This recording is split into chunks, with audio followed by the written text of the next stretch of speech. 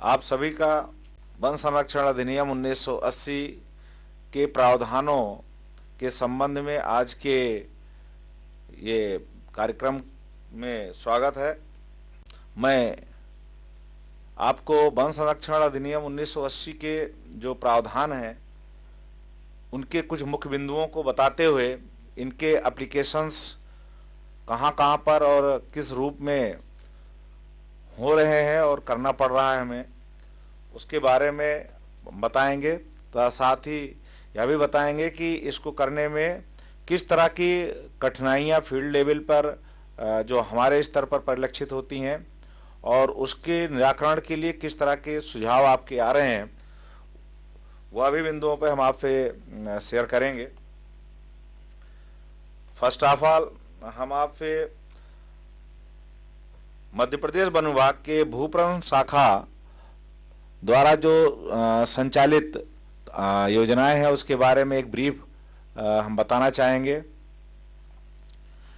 One विभाग भूप्रबंधन शाखा द्वारा प्रदेश एवं देश के विकास कार्यों में आवश्यक वन भूमि का उपयोग गैर वानिकी कार्यों के व्यापवर्तन के लिए अपनाई जाने वाली प्रक्रिया के संबंध में अपनी कार्रवाई करता है। इसमें वन भूमि का व्यापवर्तन वन संरक्षण अधिनियम 1980 के विभिन्न प्रावधानों के तहत किया जाता है।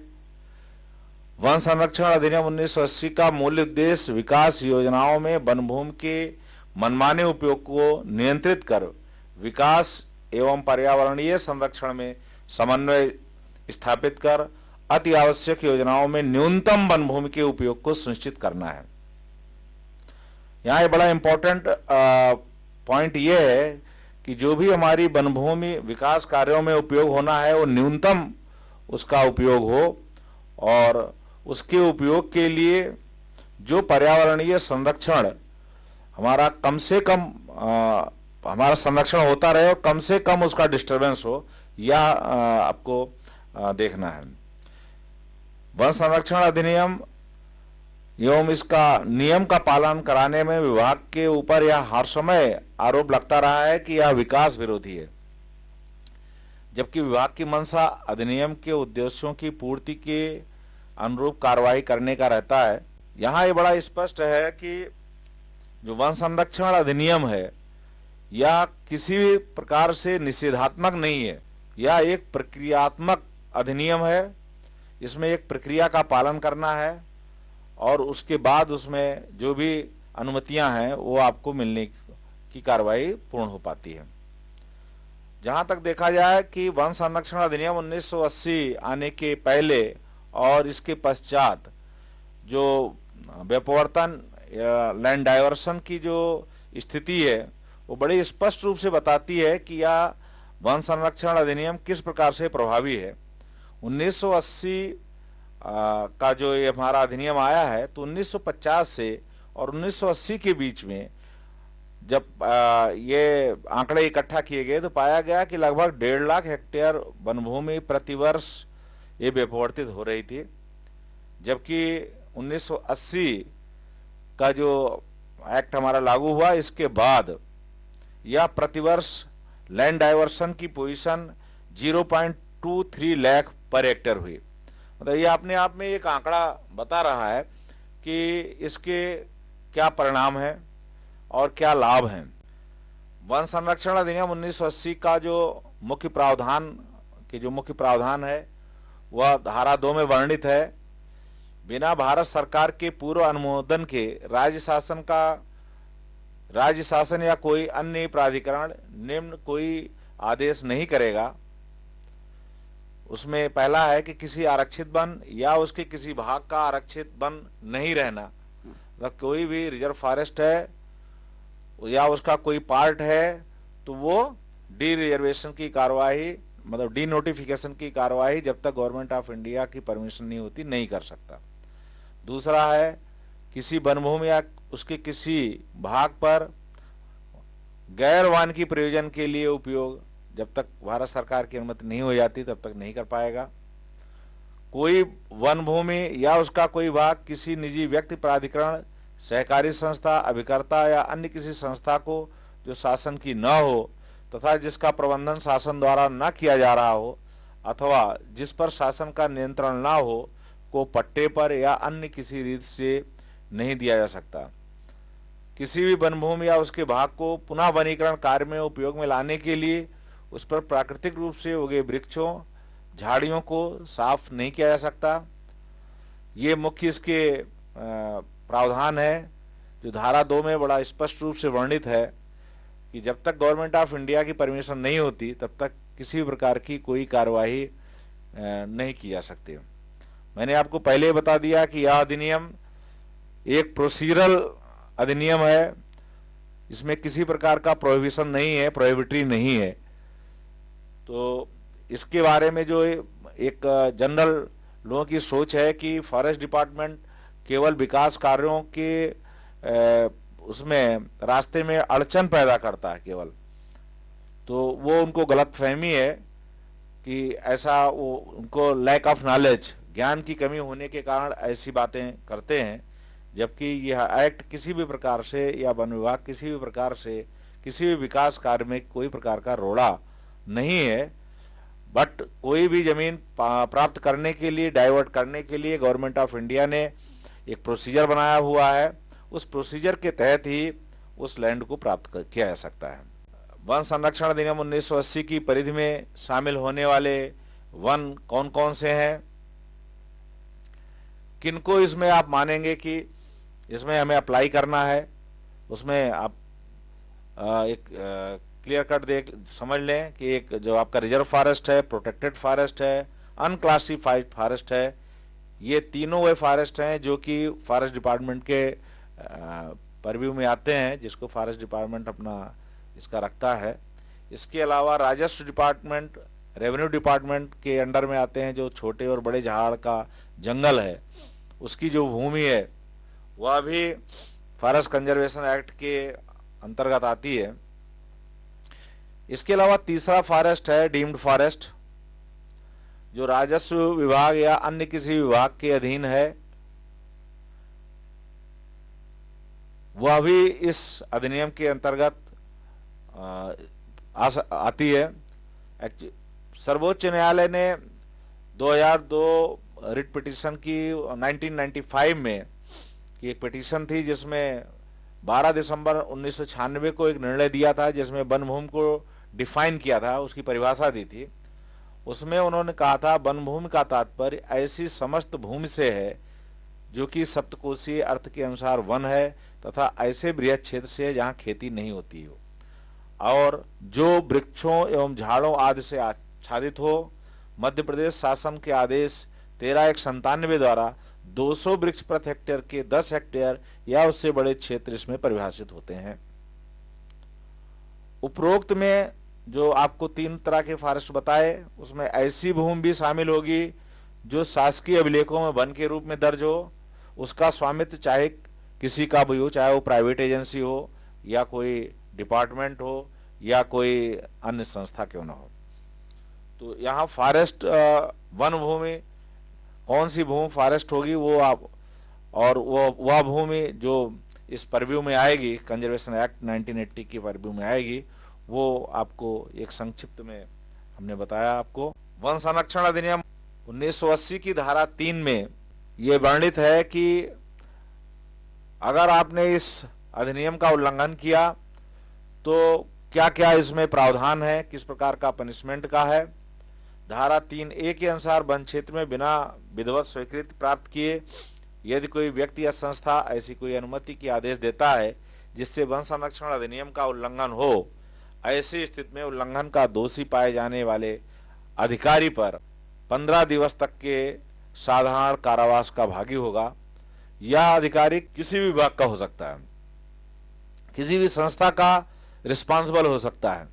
धारा 3B में अधिनियम के अंतर्गत उल्लंघन के लिए यदि किसी शासकीय विभाग, विभाग प्रमुख अथवा अधीनस्थ किसी अधिकारी द्वारा ऐसा कोई आदेश दिया हो जिससे अधिनियम का उल्लंघन होता हो तो उसके विरुद्ध भी उपरोक्तानुसार कार्यवाही की जा सकेगी। धारा 3A और 3B बड़ा स्पष्ट रूप से या क्लियर कर देता है कि इसमें सीधे दंड का प्रावधान है, इसमें कोई जुर्माना आदि की कोई स्थिति नहीं बनती है। फील्ड में कई बार ऐसे प्रकरण आते हैं, हमारे प्रकाश में आते हैं, मुख्यालय को सूचना मिलती है, रिपोर्ट भी आती है, जिसमें वन संरक्षण अधिनियम 1980 के उल्लंघन की बात की जाती है। यहां यह बड़ा मैं स्पष्ट कर दूं कि वन संरक्षण अधिनियम 1980 का उल्लंघन, अगर रोड बन रही है, बिना किसी काम के अगर वहां खुदाई हो गई और आपने उसमें चाहा कि वन संरक्षण अधिनियम 1980 के तहत कार्रवाई होगी, तो कदापि नहीं होगी। वह आपका इंडियन फॉरेस्ट एक्ट 1927 के तहत ही कार्रवाई होगी। यह बिल्कुल भ्रांति न रखें। वन संरक्षण अधिनियम 1980 का उल्लंघन तभी होगा जब कोई संस्था या कोई इंस्टीट्यूट अधिकारी इस अधिनियम के तहत धारा 2 में जो बताया गया है कि उसको डिनोटिफाई नहीं करेगा अनलेस और अनटिल की गवर्नमेंट ऑफ इंडिया की परमिशन न हो, और उसके बाद भी आदेश दे देता है। जहां तक कोई आवेदन आता है और उसको परमिशन नहीं मिली और वो काम चालू कर देता है, तो इस परव्यू में नहीं आएगा। इसमें तभी आएगा जब उसमें अनुमति कहीं से भी प्राप्त हो। कोई ने गलत जारी की है तो जिसने गलत जारी की है वो दोषी है, और अगर अनुमति जारी हो गई है और उसमें जो शर्तें अधिरोपित हैं उन शर्तों से हटकर उन शर्तों के उल्लंघन की कार्रवाई की गई है, उस स्थिति में वन संरक्षण अधिनियम 1980 का उल्लंघन माना जाएगा और उसके तहत फिर कार्रवाई होगी। उस कार्रवाई में बड़ा स्पष्ट है कि आपका जो पीयूआर बुक है, कई लोगों ने अपने फील्ड की जो पीयूआर बुक चल रही है 1927 इंडियन फॉरेस्ट एक्ट 1927 के तहत जो कार्रवाई हम करते हैं, उस पीयूआर बुक से पीयूआर फाड़ देते हैं और ये उसमें लिख देते हैं वन संरक्षण अधिनियम 1980 का उल्लंघन। वह बिल्कुल गलत है, वो आपको नहीं करना है। आपको पीयूआर बुक जो दी गई है, वह पीयूआर बुक मैंने बताया कि वन संरक्षण अधिनियम 1927 के तहत कार्रवाई करने के लिए दी गई है। अतः कृपया उस पीयूआर बुक का उपयोग वन संरक्षण अधिनियम 1980 के प्रावधानों के तहत कार्रवाई करने के लिए उपयोग कदापि न करें। उसमें एक प्रक्रिया है, प्रक्रिया के तहत आपको पूरी रिपोर्ट बना करके डीएफओ यहाँ मुख्यालय भेजेंगे, मुख्यालय उसका परीक्षण करेगा। परीक्षण के बाद में वह रिपोर्ट ऊपर जाती है, शासन को जाती है। वहां से अनुमति प्राप्त होने के बाद में संबंधित अधिकारी के विरुद्ध चालान प्रस्तुत करने की कार्यवाही होती है। अब प्रश्न यह उठता है कि वन संरक्षण अधिनियम 1980 के अंतर्गत जो भी प्रस्ताव प्राप्त होते हैं वे ऑनलाइन, उनकी एप्लीकेशन पहले की उसे ऑफलाइन था, अब उसको ऑनलाइन कर दिया गया है। तो ऑनलाइन उसकी एप्लीकेशन होगी, वो आपको आप नेट पे जाएंगे तो आपको www.forestclearance.nic.in पर लॉगिन करते से एक आपको फॉर्म ओपन होगा। उस फॉर्म को फिल करेंगे, फिल करके उसको अपलोड करेंगे। अपलोड करने के बाद ही आपका आवेदन सीधे नोडल कार्यालय को प्राप्त हो जाएगा, ऑनलाइन उनको दिखेगा। नोडल ऑफिस वो जो आप अपना आवेदन पार्ट 1 भरते हैं उसको चेक करेंगे ऑनलाइन। उसमें अगर कोई क्वेरी है तो ऑनलाइन ही क्वेरी आपको वापस करेंगे। ऑनलाइन क्वेरी का जवाब आने के बाद, पूर्णतः सेटिस्फाई होने के बाद नोडल कार्यालय उसको ओके करेंगे। ओके यूजर एजेंसी को ही किया जाता है। यूजर एजेंसी उसकी अभी की स्थिति में चूंकि हार्ड कॉपी ली जा रही है यूजर एजेंसी से, जब तक ये प्रक्रिया चल रही है तब तक वो उसी का प्रिंट आउट निकालेंगे यूजर एजेंसी, और वो एक डीएफओ साहब के कार्यालय में और एक कलेक्टर कार्यालय में जमा करेंगे। उसकी रिसीट वह ऑनलाइन अपलोड करेंगे। ऑनलाइन अपलोड होने के बाद पुनः नोडल कार्यालय वह रिसीट को ओके करेंगे कि नाउ आपकी रिसीट यहां प्राप्त हो गई है। जब वो ओके होगा, रिसीट ओके होने के बाद वह डीएफओ कार्यालय में भाग 2 की पूर्ति के लिए शो होने लगेगा। पार्ट 2 का भरने का काम वन मंडलाधिकारी का है। पार्ट 2 भरने के लिए जो सहायक उसके लिए आवश्यक दस्तावेज चाहिए होंगे, जहां तक है पार्ट 1 में भरा है उससे पूर्ति हो जाती है। फिर भी अगर कहीं किसी प्रकार की डीएफओ को असुविधा होती है तो वह यूजर एजेंसी को क्वेरी करके वो चीज वह अभिलेख उनसे प्राप्त कर सकते हैं, प्राप्त करके वो पार्ट 2 भरेंगे। यहां पर मैं आपको ये बता दूं कि यदि आवेदन 1 हेक्टेयर है या नक्सल प्रभावित क्षेत्रों में 5 हेक्टेयर तक का है तो ऐसे प्रकरणों में डीएफओ, संबंधित डीएफओ इसकी अनुमति जारी कर सकेंगे। ये अनुमतियां माइनिंग के प्रकरणों को छोड़कर शेष सभी प्रकरणों में जारी करने का है। इसके साथ ही साथ 13 ऐसे प्रकरण हैं जिनमें कि डीएफओ को अधिकृत किया गया है। वह नक्सल प्रभावित जिले कौन कौन से हैं जिनको इसमें 5 हेक्टेयर तक की पात्रता दी गई है, वह मैं आपको बता देता हूं। इसमें बालाघाट, अनूपपुर, डिंडोरी, मंडला, सिवनी, शहडोल, सीधी, सिंगरौली, उमरिया और छिंदवाड़ा, ये जिले ऐसे हैं। मैं पुनः बता देता हूं, बालाघाट, अनूपपुर, डिंडोरी, मंडला, सिवनी, शहडोल, सीधी, सिंगरौली, उमरिया और छिंदवाड़ा, ये ऐसे जिले हैं जहां पर नक्सल प्रभावित क्षेत्र हैं और यहां पर डीएफओ को 5 हेक्टेयर तक की प्रकरणों में अनुमति जारी करने के लिए अधिकृत किया है राज्य शासन ने। इसके अलावा शेष 1 हेक्टेयर तक, शेष जिलों में 1 हेक्टेयर तक ऐसे 13 प्रकरण हैं जिसमें डीएफओ को परमिशन जारी करने के लिए अधिकृत किया गया है। वह कौन कौन से हैं वो भी मैं क्लियर कर दूं आपको। स्कूल, चिकित्सालय, हॉस्पिटल के भवन, विद्युत एवं संचार लाइनें, पीने के पानी की व्यवस्था, रेन वाटर हार्वेस्टिंग स्ट्रक्चर, इसमें छोटे तालाब जिसको कह सकते हैं, छोटी सिंचाई नहर, गैर पारंपरिक ऊर्जा स्रोत उन्नयन, व्यावसायिक प्रशिक्षण केंद्र, विद्युत सब स्टेशन, पहुंच मार्ग निर्माण या चौड़ीकरण, सीमा सड़क संगठन के मार्ग का उन्नयन, संचार पोस्ट, पुलिस स्टेशन, आउटपोस्ट और वॉच टावर। ये 13 प्रकरणों में जैसा मैंने आपको बताया कि 1 हेक्टेयर तक का अगर आवेदन है तो डीएफओ जारी कर सकते हैं, जबकि यही 13 प्रकरण अगर नक्सल प्रभावित जिलों में है और 5 हेक्टेयर तक का आवेदन है तो डीएफओ सक्षम है इसको परमिशन अपने स्तर से जारी कर सकेंगे। भाग 2 की पूर्ति करके डीएफओ अपने कंसर्न सीसीएफ को भेजेंगे और सीसीएफ पार्ट 3 जो केवल रिकमेंडेशन का पार्ट होता है वो करके, पार्ट 3 रिकमेंडेशन का है। इसमें ये क्लियर है कि 40 हेक्टेयर तक की अगर प्रकरण है तो डीएफओ की अगर रिकमेंडेशन है तो उसमें सीसीएफ साहब ना मतलब चाहे तो उस प्रकरण को आगे बढ़ा सकते हैं। बट 40 प्रकरण से ज्यादा का प्रकरण है, 40 हेक्टेयर से ज्यादा क्षेत्र है तो सीसीएफ की फील्ड विजिट आवश्यक है उसमें।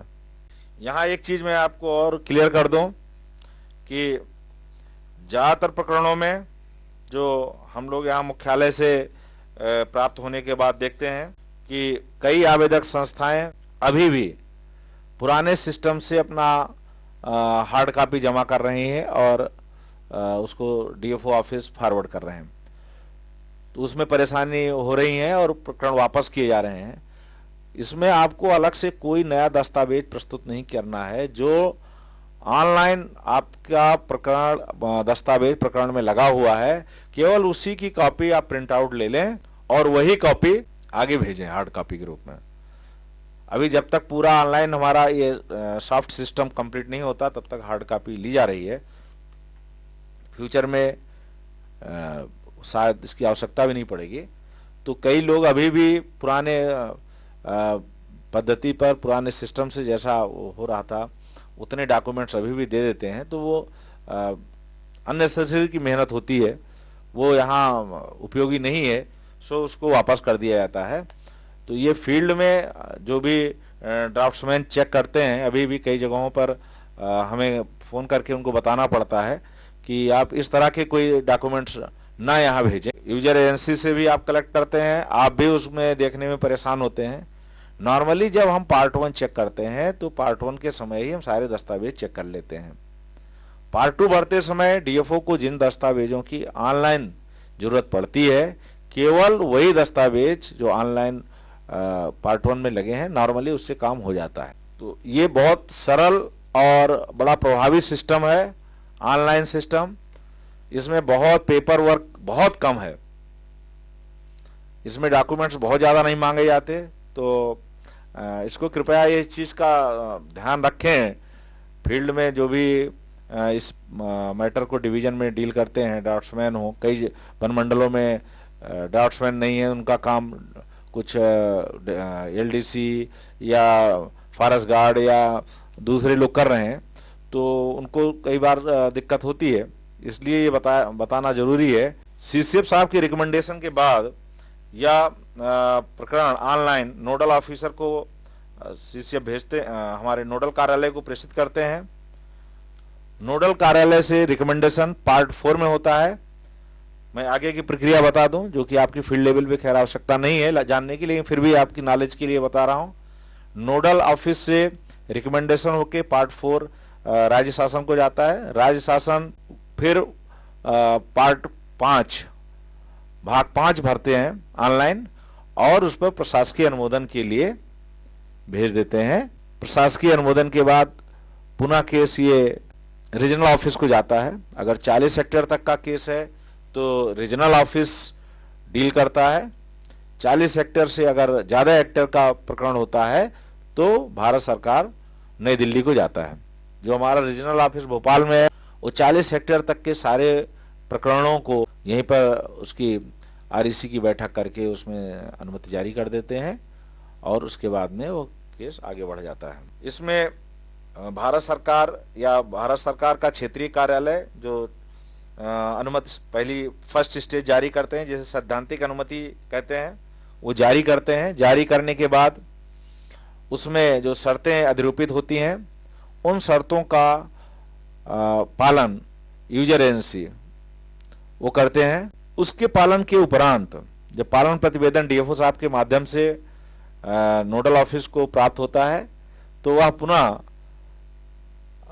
प्रेषित किया जाता है अग्रिम कार्यवाही के लिए। इसमें फिर औपचारिक स्वीकृति की कार्यवाही की जाती है। औपचारिक स्वीकृति प्राप्त होने के उपरांत प्रकरण संबंधित को काम करने के लिए लैंड डाइवर्ट करते हुए उसको दे दी जाती है यूज करने के लिए। यहाँ पर जो स्टेज 1 जिसे सैद्धांतिक स्वीकृति की बात कर रहे हैं, उसमें जो मुख्य बिंदु होता है, जो शर्त आती है, वो एनपीवी की राशि, एनपीवी की राशि और सीए लैंड में जो सीए के लिए लैंड प्राप्त हुई होती है उस पर प्लांटेशन की प्रोजेक्ट के लिए आवश्यक राशि की 2 राशि जमा करना यूजर एजेंसी को पहले आवश्यक होता है। तो इसमें माननीय सर्वोच्च न्यायालय द्वारा मार्च 2008 और मई 2008 में आदेश जारी किए गए थे और उसमें एनपीवी जिसे नेट प्रेजेंट वैल्यू कहते हैं, नेट प्रेजेंट वैल्यू का दर निर्धारित किया गया था। जहां तक है कि इसकी इको क्लास वाइज इसकी कैटेगराइज किया गया है। पहला है उष्ण कटिबंधीय आर्द्र पर्णपाती वन या ट्रॉपिकल मॉइस्ट डिसिडुअस फॉरेस्ट। इसमें 0.8 डेंसिटी से ज्यादा का अगर वन क्षेत्र है तो 10.43 लाख पर हेक्टेयर। मिडिल मध्यम घनत्व का है तो 0.5 या 0.7 के बीच में है तो 9.39 लाख पर हेक्टेयर। रिक्त क्षेत्र है या खुला वन क्षेत्र है जिसमें 0.4 घनत्व से कम का क्षेत्र है तो 7.3 लाख पर हेक्टेयर का रेट है। ट्रॉपिकल ड्राई डेसिडुअस फॉरेस्ट या उष्ण कटिबंधीय शुष्क पर्णपाती वन, यह क्षेत्र हमारा मध्य प्रदेश का काफी क्षेत्र है जो सागौन का एरिया है वो इसमें आता है। जबकि पहला वाला जो मैंने बताया था आपका ट्रॉपिकल मॉइस्ट डेसिडुअस, आपके कई साल फॉरेस्ट के एरिया आते हैं। तो हमारा मैक्सिमम क्षेत्र जो है इसमें आ रहा है ट्रॉपिकल ड्राई डेसिडुअस फॉरेस्ट, जिसमें सघन वन है 0.8 से अधिक का घनत्व का है। इसमें 8.87 लाख पर हेक्टेयर। मध्यम वन है, मध्यम घनत्व का वन है 0.5 से 0.7 घनत्व का है, 8.03 लाख पर हेक्टेयर। और खुला वन क्षेत्र या रिक्त क्षेत्र है 6.26 लाख पर हेक्टेयर। इसके अलावा और क्लासेस बांटे गए हैं, ट्रॉपिकल थॉर्न फॉरेस्ट या सब ट्रॉपिकल ब्रॉड लीव्ड हिल फॉरेस्ट। तो मध्य प्रदेश में यह क्षेत्र ना के बराबर है, इस पर आपको बहुत जोर देने की जरूरत नहीं है। तो जो पहली दो इको क्लास हैं, ये दो हमारे आपके महत्व की हैं। ये रेट कई बार जब यूजर एजेंसी से हम पैसा की डिमांड करते हैं, डिमांड लेटर भेजते हैं, तो इसमें हमारे फील्ड के अधिकारी जो है इसमें गलतियां कर देते हैं।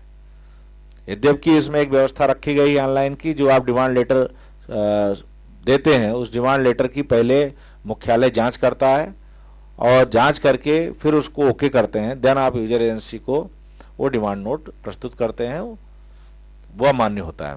फिर भी आपका डिमांड नोट एक ही बार में ओके हो जाए, कोई क्वेरी ना हो, तो ये आवश्यक है कि तो डॉक्यूमेंट देख करके ही डिमांड नोट आप रेज करें। एक चीज यह भी क्लियर कर दें कि यह जितनी हमने रेट बताया है यह आपके सामान्य वन के लिए या हमने जो वन की परिभाषा बताई थी ऊपर उसके लिए है। अगर यूजर एजेंसी ने जो लैंड आपसे डिमांड करी है, आवेदन दिया है, वह राष्ट्रीय उद्यान नेशनल पार्क की है या सेंचुरी क्षेत्र की है, तो सेंचुरी क्षेत्र में जो हमने आपको दर बताई इसकी 5 गुना और नेशनल पार्क में है तो इस दर का 10 गुना। यह रेट से यूजर एजेंसी से आपको राशि एनपीवी की राशि लेने की बात है, ऐसा प्रावधान रखा गया है। मैं आपको एक क्लियर कर दूं कि एनपीवी है क्या। कई लोगों को अभी भी बड़ा चर्चाओं में बात आती है कि साहब हम जमीन की कीमत ये ले रहे हैं। मैं आपको क्लियर कर दूं कि एनपीवी जमीन की कीमत कदापि नहीं है। सर्वोच्च न्यायालय ने मार्च 2008 के अपने निर्णय में एनपीवी, जिसे आप कहते हैं नेट प्रेजेंट वैल्यू की दरों का पुनर्निर्धारण वनों की पर्यावरणीय मूल्य, पर्यावरणीय भूमि एवं मूल्य तथा वैज्ञानिक आंकड़ों के आधार पर भारतवर्ष में औसत नेट प्रेजेंट वैल्यू प्रति हेक्टेयर करवाया था एक कमेटी के द्वारा और उसको मान्य किया गया। वनों में उपलब्ध कराई जाने वाली ऐसी कई वस्तुएं हैं, वस्तु एवं सेवा को नेट प्रेजेंट वैल्यू निर्धारण करने हेतु कंसीडर किया गया था, जिसमें पहला है जलाऊ एवं इमारती लकड़ी का मूल्य, अन्य लघु वनोपज उत्पादों का मूल्य, चारे का मूल्य, पर्यावरणीय पर्यटन का मूल्य, जैव पूर्वानुमान मूल्य, वनों की पर्यावरणीय सेवाओं का मूल्य, अग्रणी प्रजातियों का मूल्य, कार्बन एवं अवशोषण का मूल्य। नेट प्रेजेंट वैल्यू में वनभूमि की कीमत शामिल नहीं है, यह बिल्कुल स्पष्ट है। ये आपकी जानकारी के लिए है, ये मैंने बताया कि एनपीवी है क्या। बेसिक कई लोगों को ऐसा रहता है कि एनपीवी मीन्स जमीन की कीमत, तो जमीन की कीमत बिल्कुल नहीं है। हमने आपको बताया कि एनपीवी में क्या क्या चीज शामिल होती है। जहां तक एनपीवी में कुछ मैटर्स में छूट का प्रावधान रखा गया है, जैसा मैंने आपको पहले बताया कि 13 जो जन उपयोगी चीजें हैं जिसमें एनपीवी की छूट दी गई है और जिसमें डीएफओज को अधिकार दिए गए हैं, अधिकृत किया गया है। यद्यपि यह पावर डेलीगेट किए गए हैं। यह डेलीगेशन ये केवल मध्य प्रदेश ऐसा एक राज्य है जिसमें यह पावर डेलीगेट किए गए हैं। मात्र जन उपयोगी कार्य जो है वो सुचारू रूप से और जल्दी हो सके, तुरंत परमिशन जारी हो जाए, इसके लिए यह सुविधा दी गई है। तो इसमें एनपीवी की छूट की बात की गई है, तो ये सभी में एनपीवी की छूट है, जिसमें मैंने आपको बताया कि स्कूल, अस्पताल, बच्चों के खेल का मैदान, ग्रामीण क्षेत्रों में सामुदायिक भवन, ओवरहेड टैंक, ग्रामीण तालाब, पीने के पानी की 4 इंच की व्यास की भूमिगत पाइपलाइन, ग्रामीण क्षेत्रों में 22 केवी विद्युत वितरण लाइन, ये ऐसी चीजें हैं। इसके अलावा भी हैं राष्ट्रीय उद्यान अभ्यारण्य क्षेत्रों से वैकल्पिक वन भूमि पर ग्रामों का विस्थापन, जो गांवों विलेज सेटलमेंट की कार्रवाई होती है उसमें भी छूट है। वन क्षेत्रों में नदी के तल से बोल्डर व सिल्ट का संग्रहण, इसमें भी छूट है। इसमें मैं आपको एक चीज बता दूं कि 1 हेक्टेयर वन भूमि पर दी गई छूट है, बट उसमें एक शर्त भी लगी है कि वृक्षों की कटाई न हो, वैकल्पिक वन भूमि उपलब्ध न हो, योजना अव्यावसायिक हो, शासन के प्लान और नॉन प्लान के योजना के अंतर्गत हो, क्षेत्र राष्ट्रीय उद्यान या अभ्यारण्य के बाहर पड़ता हो। अगर ये 4 शर्तें उसमें फुलफिल हो रही हैं और 1 हेक्टेयर तक की भूमि उसमें प्रभावित हो रही है, तभी उसमें एनपीवी की छूट दी जा सकेगी। गांव के विस्थापन में इससे मुक्त किया गया है, इसमें पूर्ण छूट दी गई है, उसमें कोई शर्त नहीं लगाई गई है। इसी तरह से जो बोल्डर एवं सिल्ट के संग्रहण की बात हमने आपको बताई, इसमें पूर्ण छूट है, बशर्ते इसमें 3 शर्तें लगी हैं। क्षेत्र राष्ट्रीय उद्यान व अभ्यारण्य के बाहर हो, इस क्षेत्र में कोई भी उत्खनन लीज अनुमोदित या स्वीकृत न हो, बोल्डर व सिल्ट संग्रहण विक्रय का कार्य विभागीय रूप से या शासकीय उपक्रम द्वारा या आर्थिक विकास समिति या संयुक्त वन प्रबंधन समिति के द्वारा किया जाना हो, तभी ये छूट प्राप्त हो सकेगी। इसमें एक चीज और भी है कि कार्य वन संवर्धन व सुरक्षा के लिए आवश्यक हो, विक्रय की राशि का उपयोग वन सुरक्षा व संवर्धन के लिए किया गया हो, underground optical fibre cable line डालने के लिए भी एनपीवी की छूट है, बट उसमें 2 शर्तें हैं कि वृक्षों की कटाई न हो और क्षेत्र राष्ट्रीय उद्यान व अभ्यारण्य क्षेत्र के बाहर पड़ता हो। वर्ष 1980 के पूर्व के अतिक्रमणों का नियमितीकरण व वनग्राम को राजस्व ग्राम में परिवर्तन करना, इसमें भी पूरी छूट दी गई है। इसमें जो शर्त लगाई गई है, पर्यावरण एवं वन मंत्रालय का 1990 का निर्देश है, उसके तहत ही ये छूट है। वो निर्देश बड़ा है, इसलिए हमने आपको भी डिटेल में नहीं बताया इसमें, लेकिन यह एक अलग से 18/9/1990 का गाइडलाइन है, उस गाइडलाइन के तहत ही पूरी छूट दी गई है। फील्ड फायरिंग रेंज में इसमें वृक्षों की कटाई ना हो, इस शर्त के आधार पर एनपीवी से पूर्ण छूट है। भूमिगत उत्खनन में भी पूर्ण छूट है, एनपीवी की संपूर्ण एरिया का 50%।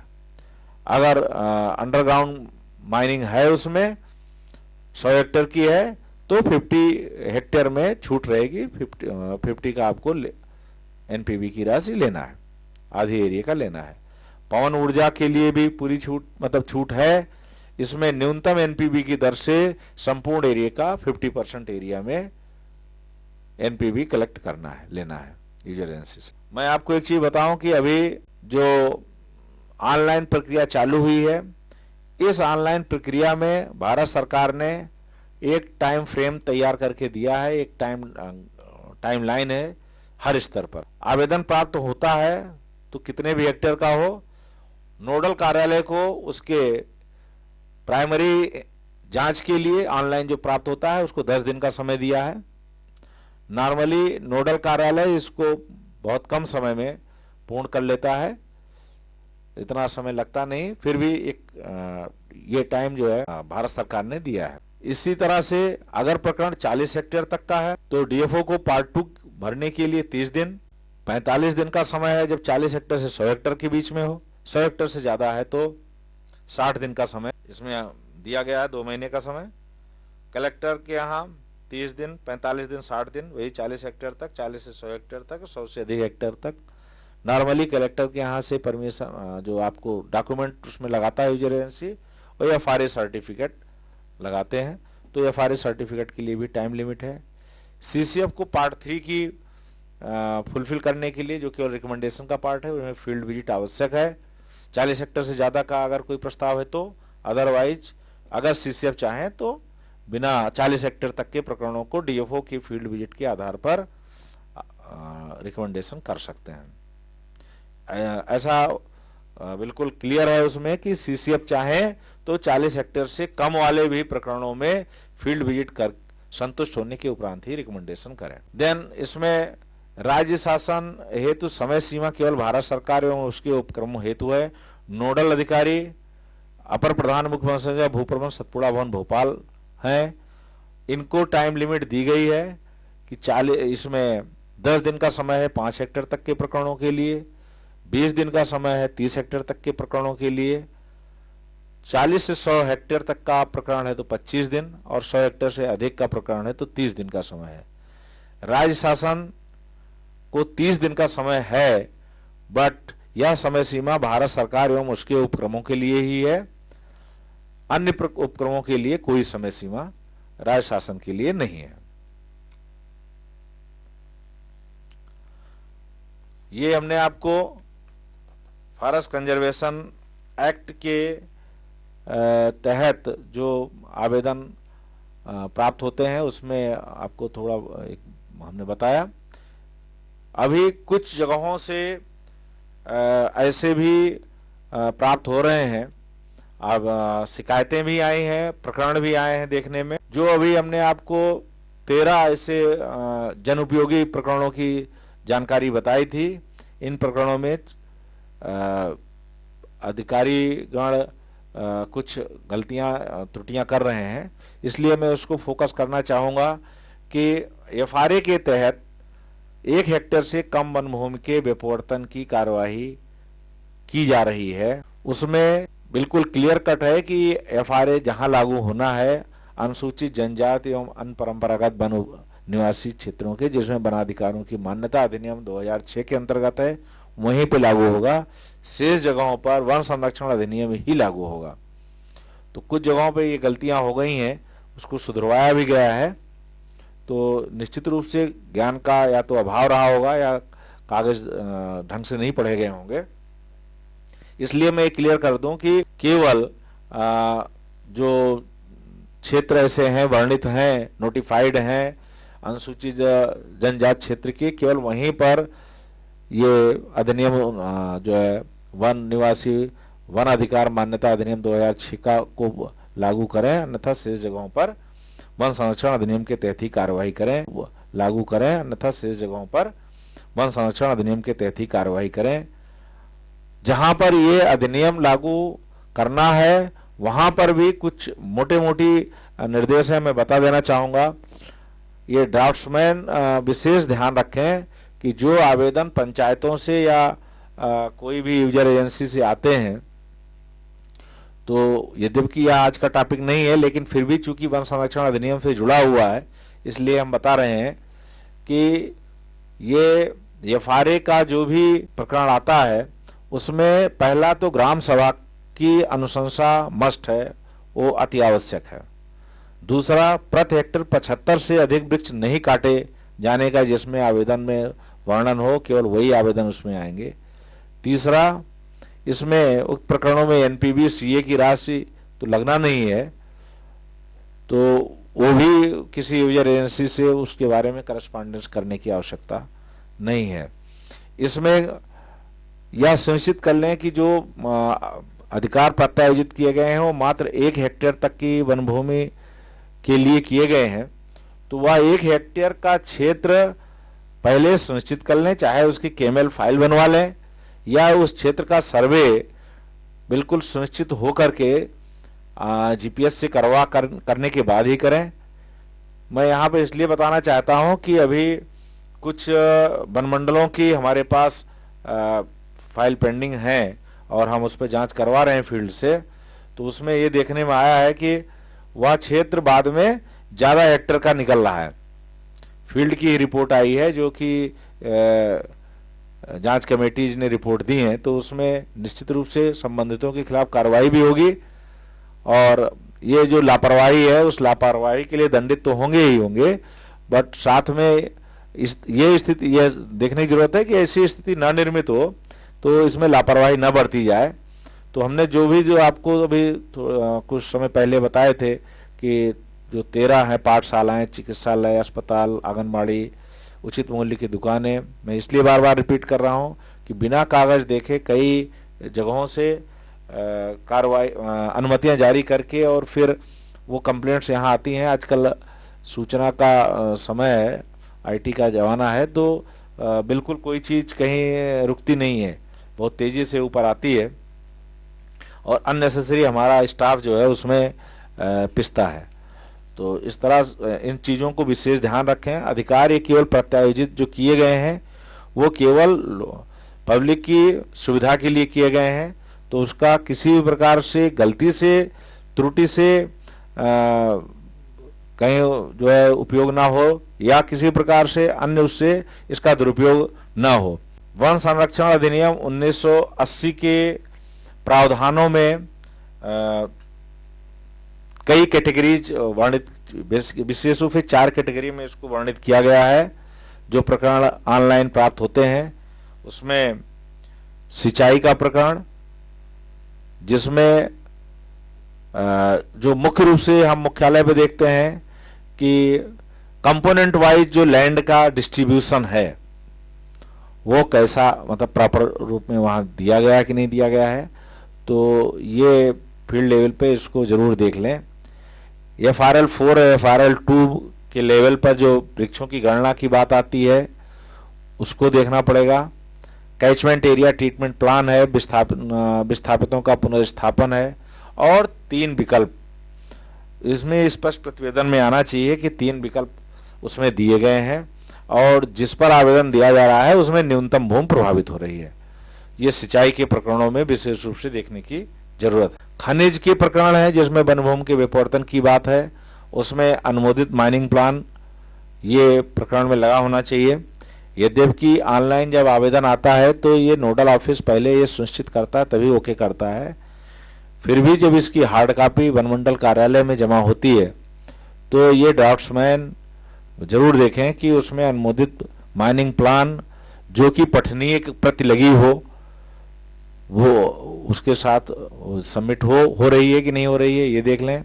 माइनिंग संस्थान के प्रदेश में अन्य खदानों की जानकारी, ये भी उसमें एक जानकारी होना चाहिए। नवीनीकरण प्रकरणों में 1:1 फैक्टर 50,000 के स्केल के मानचित्र वनखंड में अन्य उपलब्ध खदान की जानकारी हो। राजस्व क्षेत्र में खनिज अनुपलब्धता प्रमाण पत्र, राजस्व क्षेत्र में खनिज अनुपलब्धता का प्रमाण पत्र ये परम आवश्यक है। बिना इसके आप वन क्षेत्र में अगर कोई रिकमेंडेशन कर रहे हैं तो यह ठीक नहीं है। तो ये प्रकरण में बारीकी की बात। वन क्षेत्रों में मार्ग निर्माण की बात है तो 24/10/1980 के पूर्व विद्यमान मार्ग या उनके चौड़ीकरण में उन्नयन की अनुमति होना चाहिए।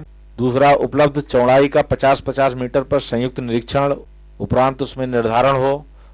उपलब्ध चौड़ाई में सीमेंट कंक्रीट से उन्नयन की बात है या उपलब्ध चौड़ाई है तो निर्मित DPR का परीक्षण। ये कुछ ऐसी चीजें हैं जो कि छूट जा रही हैं, जो फील्ड से अभी प्रपोजल्स आ रहे हैं, तो इन सब चीजों को जरूर देखें। यद्यपि इस पर समय समय पर यहाँ से करस्पॉन्डेंस की गई है, पत्र जारी किए गए हैं। यहाँ राइट ऑफ वे के प्रावधानों के बारे में बताएं। आवेदक टुकड़ों में कई बार प्रस्ताव प्रस्तुत करते हैं, तो यह सुनिश्चित करना आवश्यक है कि आवेदक द्वारा जो प्रस्ताव सबमिट किया जा रहा है, प्रस्तुत किया गया है, वह एक एकजाई प्रस्ताव हो। ऐसा नहीं है कि टुकड़ों में दिया 40 हेक्टेयर से कम लैंड करने के लिए, या उसको जो है टुकड़ों टुकड़ों में दे करके और आगे प्रोसीड कर गए। कई बार यूजर एजेंसीज अलग अलग होती हैं, जैसे रोड के जो काम होते हैं, बड़े बड़े प्रोजेक्ट्स होते हैं, तो एक यूजर एजेंसी जिसको जिस क्षेत्र का ठेका मिलता है वो उस क्षेत्र को अप्लाई करके और चाहता है कि उसकी अनुमति जारी हो जाए, जबकि हमें यह देखना है कि वह रोड कहां से कहां तक की है। वो पूरा आवेदन जब तक नहीं आए तब तक वो आगे नहीं बढ़ सकता। तो ये चीज आपको वहां देखने की जरूरत है कि आवेदक ने जो आवेदन दिया है वो एकजाई प्रस्ताव है कि नहीं है। वन भूमि पर राइट ऑफ वे के अंतर्गत स्वीकृत हेतु वन मंडलाधिकारी को अधिकृत किया गया है। ऑप्टिकल फाइबर केबल, भूमिगत टेलीफोन लाइन, भूमिगत पीने के पानी की लाइन, भूमिगत भूमि विद्युत केबल, इसमें भी ऐसे बिंदु हैं जो कि आप उसको आवेदन को वहीं पर जांच करके उसमें कार्रवाई कर सकते हैं। ये नॉर्मली 1 हेक्टेयर के अंतर्गत आ जाते हैं, बट उसमें वही है कि NPV जो लेना है वह देख लें कि इसमें किसी प्रकार का भूमि उस क्षेत्र में वृक्षों की कटाई तो नहीं हो रही है। कुछ सामान्य निर्देश हैं जो मैं फिर से आपको बता दूं आपके रिमाइंड करने के लिए। वन संरक्षण अधिनियम उन प्रकरणों में लागू होता है जहां वन संरक्षण अधिनियम 1980 की धारा 2 के अंतर्गत जारी आदेशों का उल्लंघन हुआ हो, या मैंने आपको बहुत स्टार्टिंग में बताया, वन संरक्षण अधिनियम हर कहीं आप लागू करके और उसका प्रस्ताव या उसके POR कृपया जारी ना करें।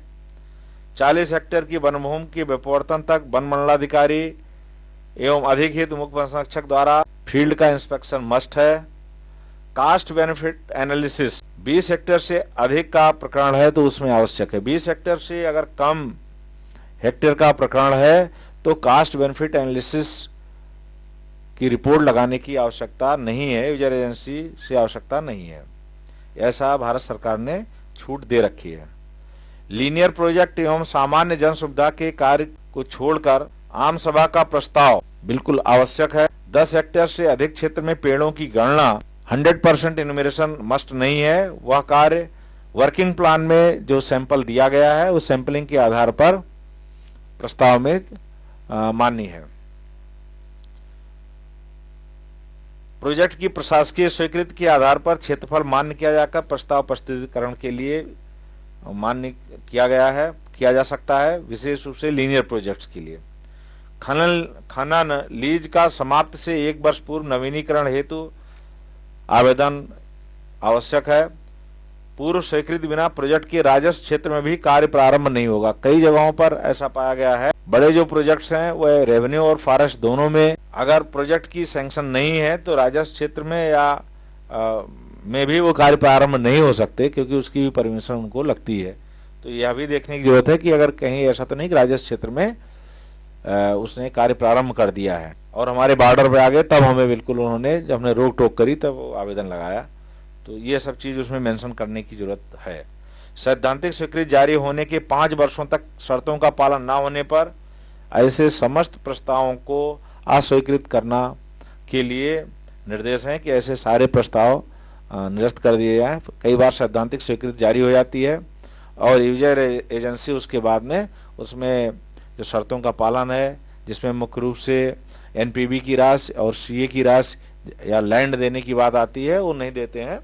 तो ऐसे प्रकरण 5 साल तक अगर उसमें पालन नहीं होता तो वो निरस्त करने का प्रावधान है। वन क्षेत्र में आने वाले एवं प्रस्तावित काटे जाने वाले वृक्षों की एक्चुअल वास्तविक गणना या मस्ट है।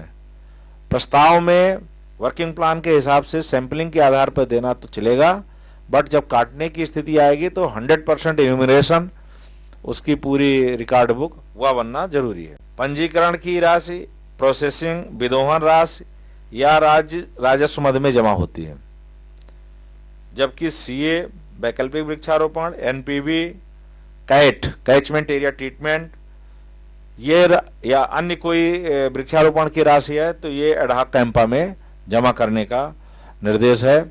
कई बार इसमें भी कई वन मंडलों ने इसमें भी गलती करी कि पहले की गलतियां हैं, अब तो खैर जब से ऑनलाइन हुआ है तो इसमें चांस कम रहते हैं कि चूंकि आप डिमांड नोट ही भेजते हैं तो डिमांड नोट जब तक ओके नहीं होता नोडल ऑफिस से तब तक उसको यूजर एजेंसी उस पर अमल नहीं करता है।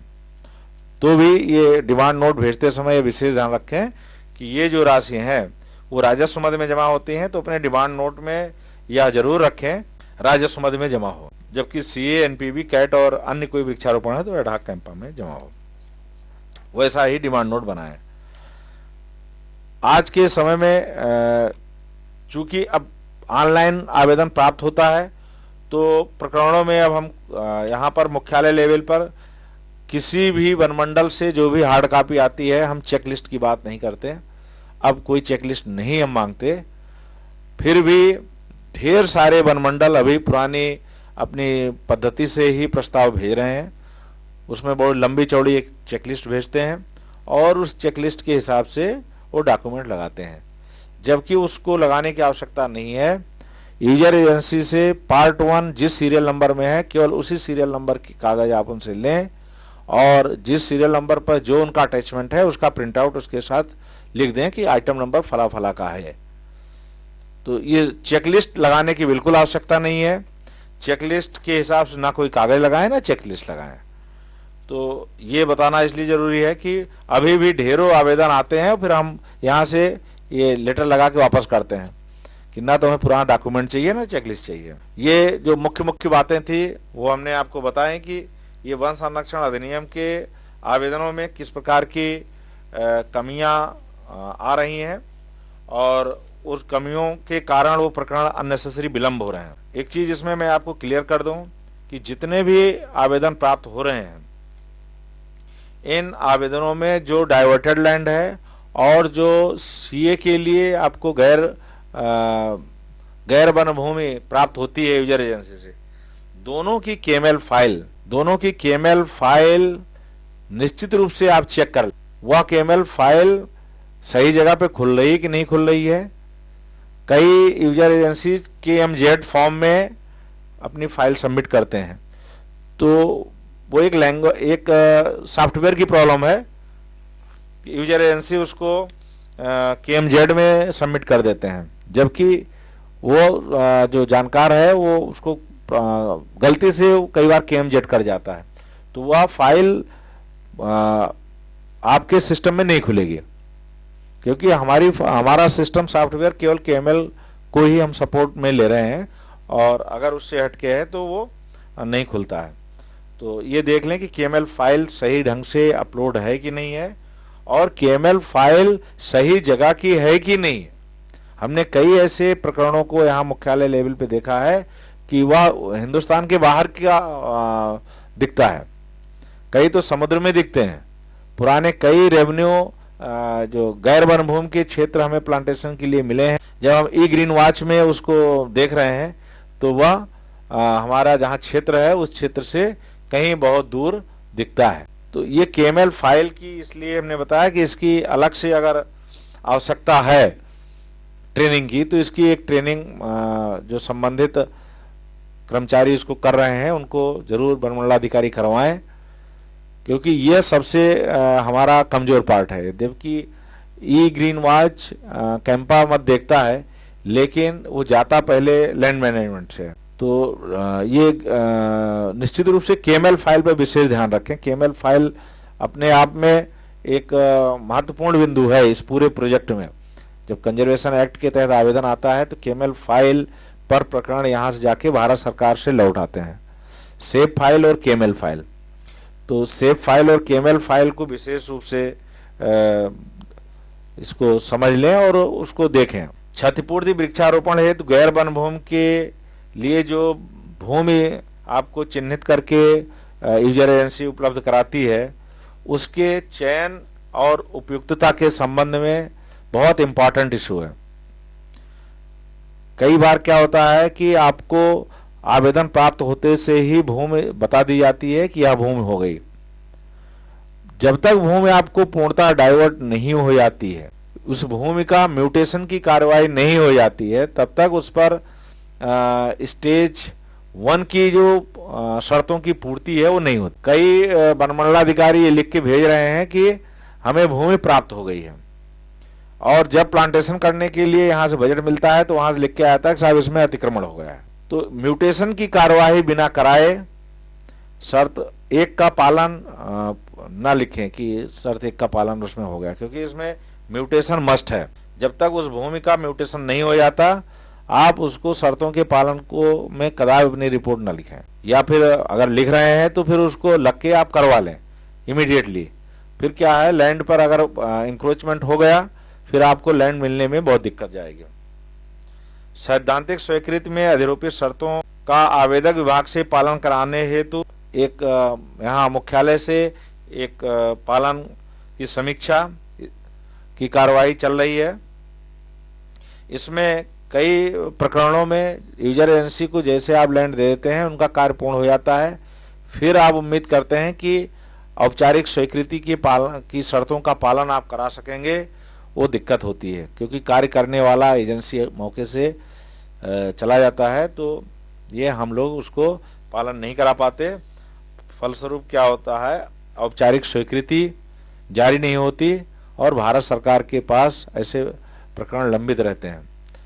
तो कृपया सैद्धांतिक स्वीकृति के जितने जारी प्रकरण हैं उनकी समस्त शर्तों का पालन होने के उपरांत ही उसमें आप कार्यवाही आगे बढ़ाएं, अन्यथा वह प्रकरण लंबित हो जाएगा और आपको बार बार मुख्यालय तकलीफ देता रहेगा।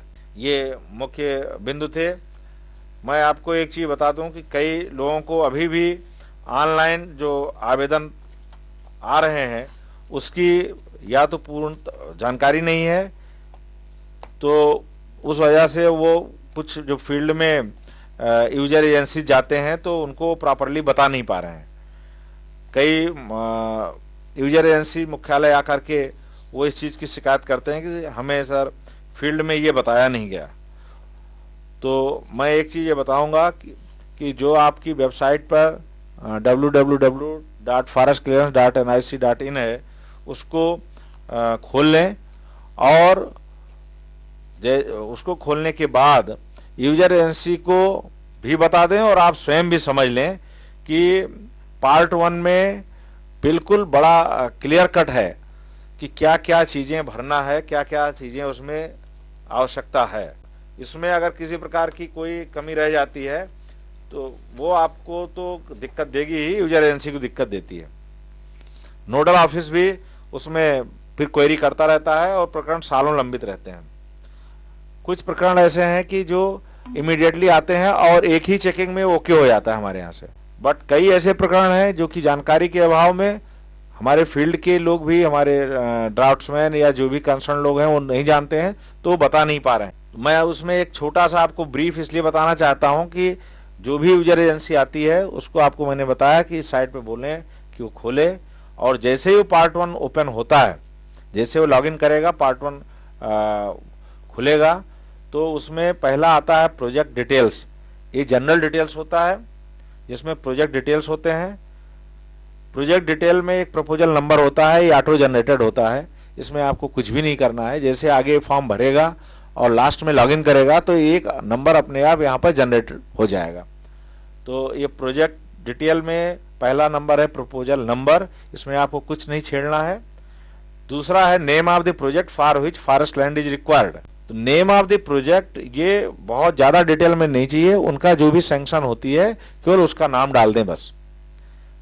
इस अगले पॉइंट में थोड़ा short narrative of the proposal and project oblique scheme for which the forest land is required, इसमें शार्ट में डिटेल लिखें। कई लोग उल्टा कर रहे हैं, नेम ऑफ द प्रोजेक्ट में तो बहुत कुछ लिख डालते हैं जबकि वहां बहुत शार्ट में चाहिए। नैरेटिव ऑफ द प्रपोजल यहां पर थोड़ी सी जानकारी उसकी लिख दें। देन अगला है उसमें state Madhya Pradesh, category of the project, जो भी कैटेगरी है उसकी, माइनिंग की है, रोड की है, ट्रांसमिशन लाइन की है, या वाटर कोई डैम की है, कुछ इरिगेशन की है, कैनाल की है, तो वो ऐसा लिख दें।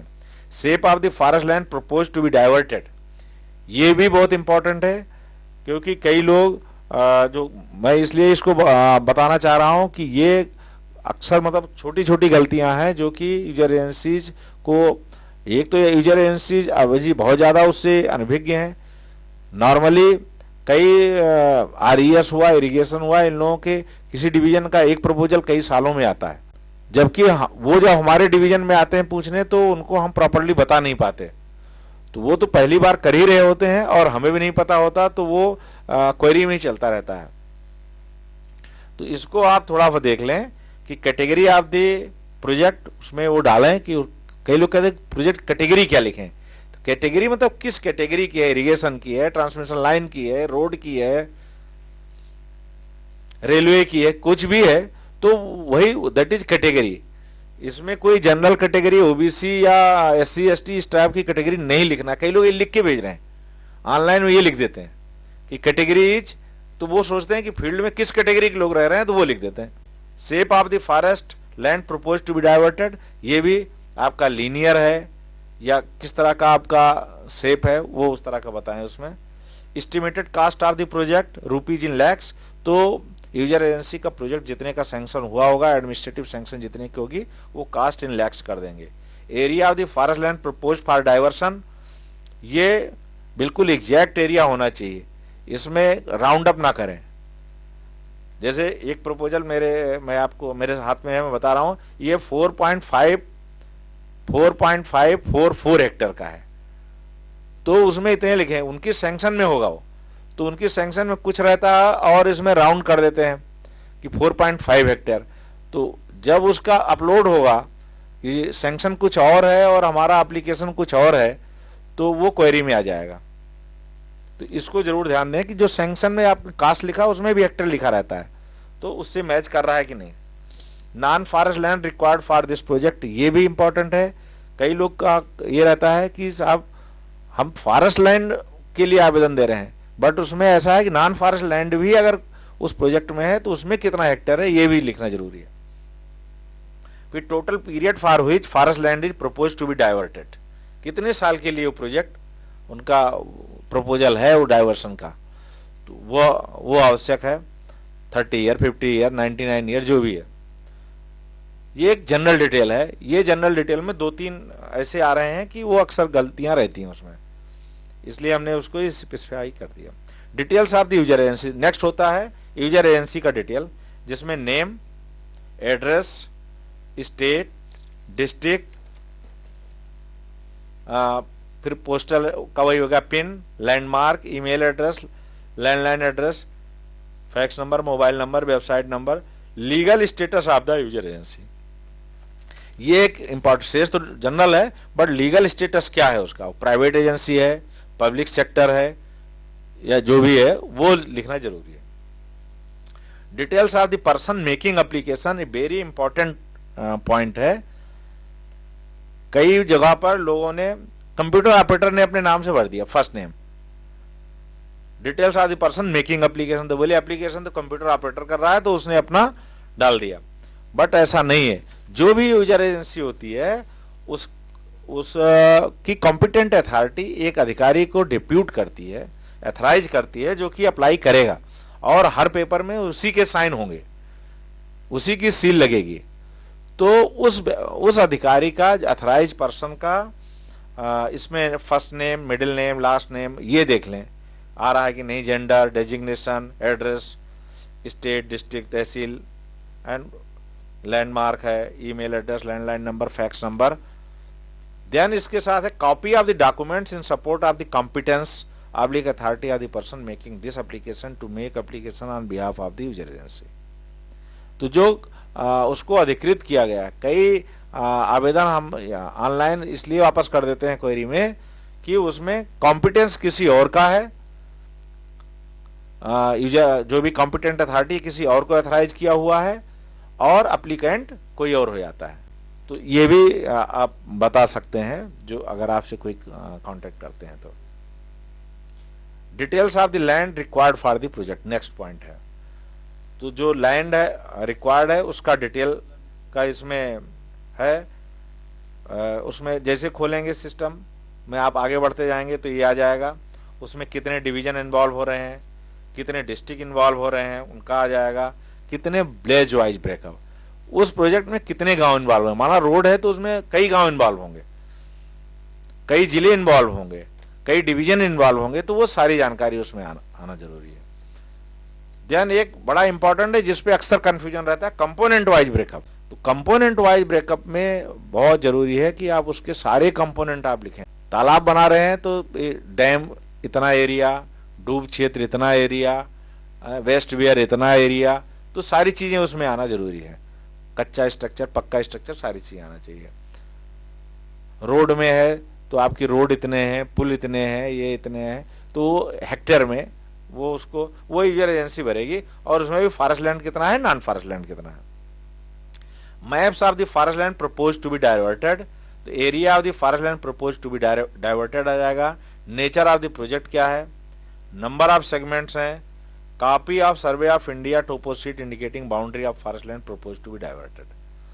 तो ये टोपोशीट वगैरह ये जो है ये आपकी जो ऑफिस से यूजर एजेंसी प्राप्त करते हैं office. Scan copy of the geo reference map of the forest land propose to be diverted prepared by using GPS और टोटल स्टेशन सर्वे। ये बहुत ही इंपॉर्टेंट है, ये आपके स्तर पर, वनमंडल स्तर पर जांच करना बहुत जरूरी है। जियो रेफरेंस मैप की मैप एक लगा दिया जाता है जो आपकी सर्वे ऑफ इंडिया की सीट होती है, जो आपके वनमंडल में उपलब्ध है। But Jio reference map her turning पर, वो माना कोई भी जो शेप बनता है उस शेप के हर टर्निंग का जीपीएस रीडिंग और उस पर नंबरिंग हो, और उस नंबर के अगेंस्ट में क्या लैंगिट्यूड लेटीट्यूड है वो लिखा हो, ये, और उस पर फिर एक वही साइन सील अथॉराइज्ड अधिकारी के, आवेदक के, ये आप सुनिश्चित करें कि ये है उसमें कि नहीं है।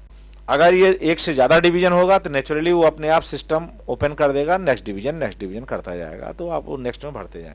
जस्टिफिकेशन नेक्स्ट है, justification for locating the forest project in forest land and details of the alternatives examined. कोई भी आप प्रोजेक्ट है तो उसका अल्टरनेटिव्स 3 मैंने बताया था, 3 अल्टरनेटिव्स मस्ट है। तो वो आपके उसका जस्टिफिकेशन क्या है वह भी इसमें एक डॉक्यूमेंट सबमिट करना पड़ेगा। नेक्स्ट है employment likely to be generated, वो कॉलम दिए हुए हैं, यूजर एजेंसी उसको भरेगा। Displacement of the people due to the project if any, details of the cost benefit analysis, जो मैंने आपको बताया जनरल इंस्ट्रक्शन में कि 20 हेक्टेयर तक का अगर लैंड डाइवर्ट हो रही है तो उसमें कास्ट बेनिफिट एनालिसिस की आवश्यकता नहीं है, तो उसमें यूजर एजेंसी नो कर देगा। Status of the environmental clearance, कुछ प्रकरणों में इन्वायरमेंटल क्लियरेंस की जरूरत पड़ती है, स्पेशली माइनिंग के केसेस में, उसमें लगी है कि नहीं लगी है, नहीं लगी है तो अगर अप्लाइड फॉर है तो फर्स्ट स्टेज के लिए हम जब तक की सैद्धांतिक स्वीकृति नहीं आती तब तक उसको हम एक्सेप्ट कर लेते हैं। Status of the wild life clearance, अगर उसमें कहीं इको सेंसिटिव जोन या पीए आ रहा है तो वो क्षेत्र उसमें स्टेटस क्या है वाइल्ड लाइफ का क्लियरेंस का, वहाँ से वाइल्ड लाइफ से क्लियरेंस है या नहीं है वो उसमें डालेंगे। अगर नहीं है तो अप्लाई किया है, उसमें जो सैद्धांतिक स्वीकृति जारी होगी उसमें वो शर्त लगी हुई होगी। Then applicability of the special provisions governing scheduled areas, वो yes or no. Status of the settlement of rights under the forest rights act 2006 on the forest land propose to be diverted, ये certificate collector कार्यालय से वो प्राप्त करके वो उसको लगाएंगे। इसमें भी मैं बताऊं कि अब एक नया प्रोफार्मा बन गया है, पुराने प्रोफार्मा में जो एफआरए सर्टिफिकेट लगाई जाती थी वो मान्य नहीं है, तो कई यूजर एजेंसी आज भी पुराने प्रोफार्मा की एफआरए सर्टिफिकेट्स लगा रहे हैं जो यूजफुल नहीं है। तो ये भी आप चेक कर लें कि आपकी हार्ड कॉपी में ऐसा तो नहीं है कि वो पुरानी वाली कॉपी लगा दिया। Details of the land identified for CA, ये हमारी लैंड जा रही है तो हमें ये बहुत देखना जरूरी है कि हमें जो लैंड मिल रही है वह लैंड सुटेबल है कि नहीं प्लांटेशन के लिए, और सुटेबल है तो उसको हमने म्यूटेशन करा लिया कि नहीं करा लिया, और ये कॉलम में उसकी जानकारी सब मांगी गई है तो वो जानकारी उसको भरना है। मैंने आपको इसलिए एक ब्रीफ में बताया कि ये जानकारियां आपको होना चाहिए, यूजर एजेंसी आए तो उसको आप बता सकते हैं, क्योंकि आपको बिल्कुल यूजर एजेंसी तो फर्स्ट टाइम काम कर रही होती है, उसको बहुत ज्यादा जानकारी नहीं होती है।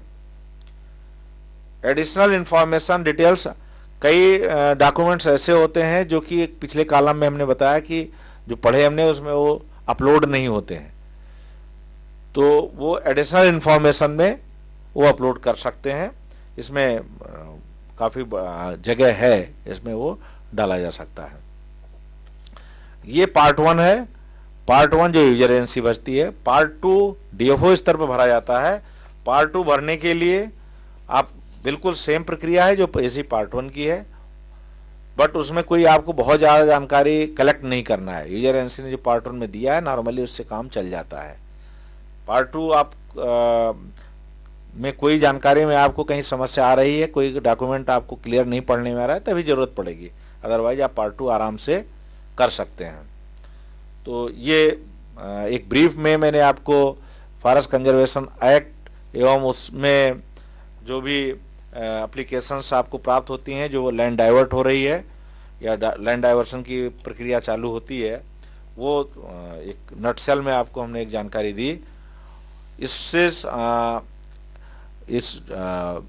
हमारे आपके जानकारी के लेन देन में किसी प्रकार का कोई और आपकी तरफ से कोई जानकारी और डिस्कस करना है, कोई जानकारी हमें आपस में शेयर करना है, तो हम वेलकम करते हैं कि आप जो भी आपके प्रश्न हो, जो आपकी जिज्ञासा हो, हम उस पर बात करें। Thank you.